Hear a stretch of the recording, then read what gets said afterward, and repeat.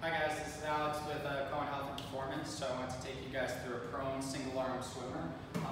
Today we'll be doing that off the side of the table. You can do this face down. I would say that's just the more progressed version. The way that we're going to do that, you can use a little pillow for support. You want to be able to have your head off the edge of the table, and you also want to be able to have the shoulder that you're going to be working on well cleared from the table. If you're on an athletic training table like this, we can just kind of turn diagonally to make sure it doesn't feel like I'm falling off to the side. Now the main goal here is going to be to take your shoulder joint, the ball and socket, through all of its degrees of freedom possible, while not letting the shoulder blade or any of the other things that might want to compensate do too much work and take over for that ball and socket doing what it's supposed to. How we're going to take it through is I'm going to use my other hand to support my chin position, and I can even use two fingers to kind of monitor right at the front of my joint.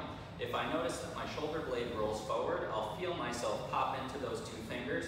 I want to keep that shoulder blade tucked down to my back pocket with a little bit of tension locked into my glutes and my ribs to keep my back neutral as well. With all of that locked in place, now we should maintain good ball and socket control the whole time.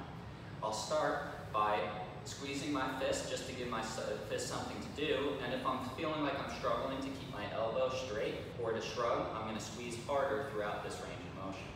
What the range of motion will look like once I get everything locked into position, I try and freeze like a statue and start moving through this moving arm. I'm going to bring my thumb as high up to the ceiling as I can without something else cheating. Then I'll turn my bicep down towards the ground and cut that elbow as high from the ground as I can while I spin in the socket like a rotisserie, and I can maintain or check in on the front of my joint, making sure I'm not dumping forward and I'm maintaining that tucked shoulder blade position. Once I reach as far back as I can with my elbow, then I'm going to hinge from my elbow and try and get the back of my hand as far up on the small of my back as I can, and then I'm going to reverse. I'm going to keep that proud chest and tucked shoulder blade with tucked ribs.